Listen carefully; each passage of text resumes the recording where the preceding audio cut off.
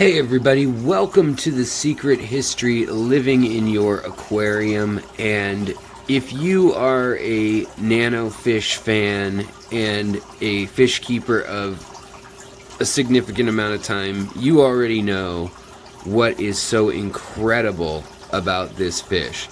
So this is a Trigonostigma Somphongsi Rasbora, or Somphong Rasbora as it's often called. This is an understated but extremely beautiful little fish, and this looks to be probably a female is what I would guess, but it's still a little early to tell. Now, what is remarkable and incredible about this fish? Well, the first thing is, this fish was rescued from only 3 individuals left in the species in the year 2006. What's more amazing than that? It comes down to literally 1 in a million or less chances when you start thinking about it and adding it up. But this is a long fin mutation of this fish. And not to put too fine a point on it, but the neon blue and neon green tetra happen to be one of the only other small-finned characins.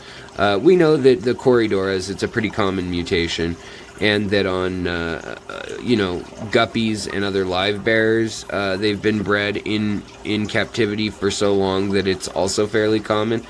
But for a species like a Rasbora out of the wild that definitely hasn't been bred in captivity for too long, it is extremely rare to see something like this. Now, a few of the chili Rasboras, which I've got over here, and Phoenix Rasboras, or Rasbora maras, have also been seen online in posts on forums with some long finnage also. But I've never seen them being sold at on any fish lists or widespread anywhere. So I don't know if anybody has done anything with that. And likewise with all these other small fish species, it's just very unusual to see those long fin features. And this, not only is it a high fin, it is what we call in like most of the fish keeping sectors, in the little niches, we would call this a veil fin, in that it has these long streamers, but it also has a little bit of a fold on the pectoral and on the pectoral and on the pelvic fins. They have kind of a triangular fold to them, so it gives it this look that's a lot more full, kind of like a goldfish with a veil tail. And also it's got streamers on the tail. And that may be how this fish just happens to show off this mutation. However, it's not known how this fish shows it off. So I literally went into my local pet store, Aquarium Zen. Look at all the shrimp hanging out on it. And I went in there and I love these fish. I have been breeding these fish. Let's let this little guy go and swim around with his buddies. I have been amazed by these fish for the better part of a decade now, and that is because of their incredible story. So let me tell you, beyond it being a mutation that is 1 in a million, maybe 1 in hundreds of millions of happening successfully in a fish in general, and when you're breeding for decades millions of fish, when you spot one, then you select that fish and you spawn it with other fish, and ta-da, you have a new morph of some very rare fish. Well, with these, it's incredible that they even exist in the hobby. I'm trying to get them to come out a little bit more. There's a few more in here with these shrimp, and yes, I am allowing them to have a snack or two of shrimp if they feel so inclined in this tank, because I am so set on trying to get this long-fin individual to spawn. So you can see those fins there again really clearly, and it's really beautiful. So let's look at what the normal one would look like without the long fins. Let's try to get those to come forward, and let me tell you a story about this incredible species, the Somphong Rasbora, or the Trigonostigma Somphongsi. So they are a really neat little fish, and I've done species spotlights on them before, but they are one where the males tend to have kind of a yellowish orange color to them, and the females tend to have kind of a copper glow to them that is iridescent. And both of them absolutely look electric when they are in low light, high tannin tanks. They are definitely a fish that is a rock star of the black water tank. So these fish, let me tell you the story about them so you guys can understand why the fact that I have a long fin, and why the store owner Steve Waldron, who has been in the aquarium hobby his whole life, he also is an editor at Amazonas Magazine, why he was even hesitant to let it go before he said, well, if any of our customers deserve it, I guess it's you. You've bought a lot of these over the years here. Because I used to breed these, and I was always trying to get new ones and, you know, hopefully get a morph of some sort or more intense colors. But these are an incredible fish on their own because of, we need to move over a tank or two, because of this fish. Now, this is one of the few Rasboras that has been bred in captivity and altered by line breeding. And you can actually see its fins are a little longer too. A little more color are in the fins. And this is a purple glow light Rasbora. Wild, they look like this. There's a big old female. They're also oftentimes called lamb chop Rasboras, or orange line or black line Rasboras, but that gets really confusing quickly. But what you need to know is they look about like this. So they stand out. They've kind of got that that body shape with the belly and the little swoosh, the upside down Nike swoosh on them. And yes, they've been bred in purple and into red and into clear and all sorts of other morphs, because this one is one of the most popular ones in aquascaping.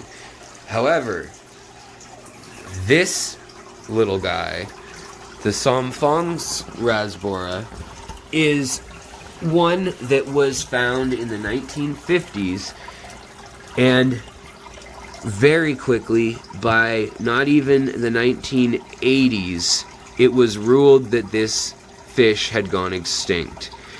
And this fish was found in the zigzagging canals and creeks and irrigation and sewage tunnels that connected rivers and flood-prone areas in Bangkok, Thailand. That's where this fish was first discovered by a German ichthyologist who gave it its Latin name in the 1950s. Well, this German ichthyologist, he was of some renown, and he ended up working at Aquarium Glaser, which is a German aquarium and fish importer, aquarium store and fish importer that is world famous for their selection of fish. You'll see their pictures very frequently. If you Google a rare fish on on Google, you're sure to find some Aquarium Glaser shots.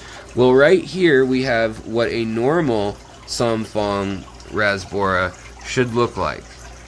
This is what was identified in the 1950s, okay? Well, in 2006, a full 35 years after nobody had seen them in the wild, and a few people had them in the hobby, but nobody could track anyone down. Later it came out that a few people still had them, but they were thought to be completely extinct, and definitely extinct in the wild. And they're a very subtle fish, understated. So they look like just kind of a boring fish to a lot of people. But if you get them at the right angle, under the right sunlight, and they've been eating healthy and they're in tannin-rich water, they look electric. They look iridescent. They have every color under the rainbow shows up in that side stripe.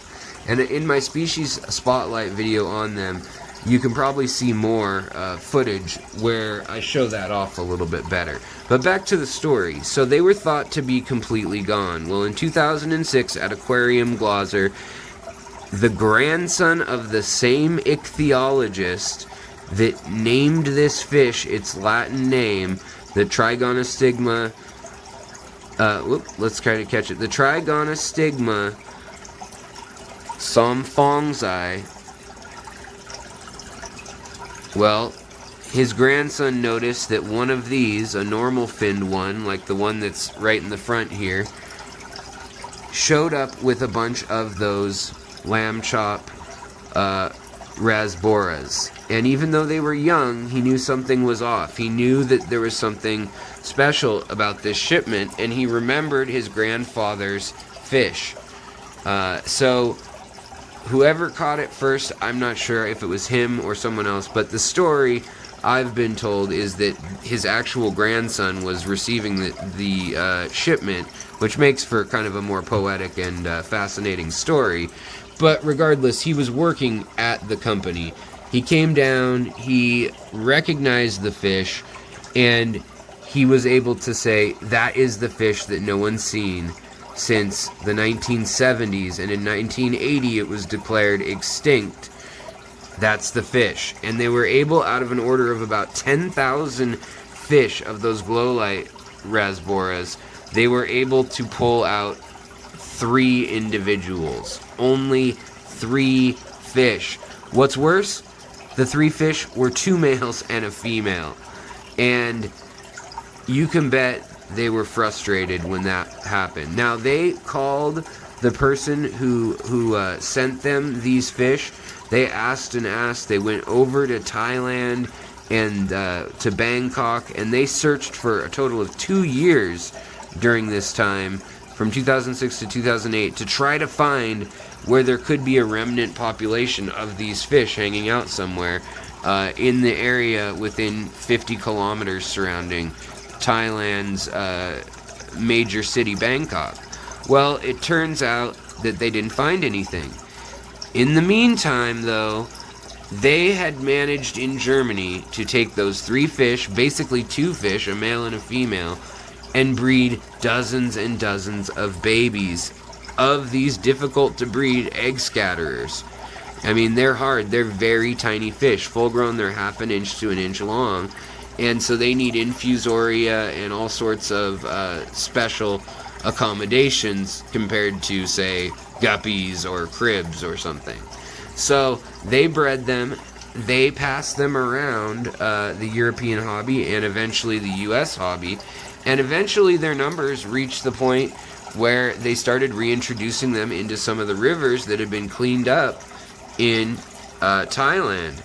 And now it seems as though they're starting to reestablish a foothold there, which is absolutely wonderful. Now, the reason mine are in with all these shrimp is because the little itty-bitty baby shrimp and the seed shrimp that are in here and the scuds, like that one you just saw moving around, those, as well as food that's extremely tiny, like these little white fuzzies on the side of the tank, those are going to be food for the brand new babies. And I don't want anything in the tank that could eat the babies, even something as small as a gold tetra, or as a phoenix rasbora, or anything, a chili rasbora. Basically any fish can take out the babies because they're very small and they stay very small for a while. They stay smaller than the point of a head on a pen for at least 3 or 4 months, and then they grow up around 8 or 9 months. So for the full species spotlight rundown, definitely check out my other videos on Somphong rasboras. However, I just wanted to show you guys that I have got a longfin mutant that was born at the Cichlid Exchange, who breeds these fish now in Oregon for a company known as the Wet Spot. I haven't informed them that I have that special guy that just went into the back again, but I'm going to try my darndest to spawn them and lift them out of this tank in a little while, in about 2 days after I get them nice and full, and watch them in the mornings to see if they're behaving like they're spawning. Then I'm going to put them back into this tank, and I'll do that as many times as I need to until we start seeing little babies. But it takes several weeks, 3 or 4, until we will notice all of a sudden at the top little teeny babies, even smaller than these Medaka fry.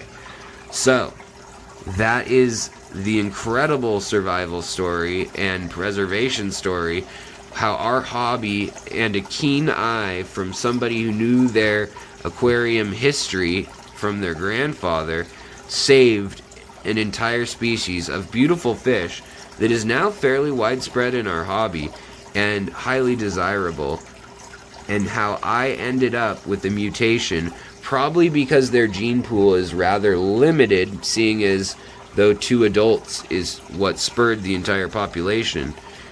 But that is how I ended up with a long fin individual. A keen eye and a random luck of the draw at the local pet store. Really amazing, and thank you to Aquarium Zen for letting me have this. After we spotted it and I mentioned it, you know, I wasn't sure if he was going to sell it or if he was going to try to breed it and have one of the first long fin Rasbora lines. Now, you can go online, and like I said, there may be some chili Rasboras that are also long fin somewhere in the world, but they're not available in the US, and I've never seen them on any order list. So if you know of any other long fin Rasboras, please comment down below. Alright guys, that's the story for today. I hope you guys have a good one. You're doing great. Take care of your tanks, and I'll talk to you next time on The Secret History, living in your aquarium. Bye guys.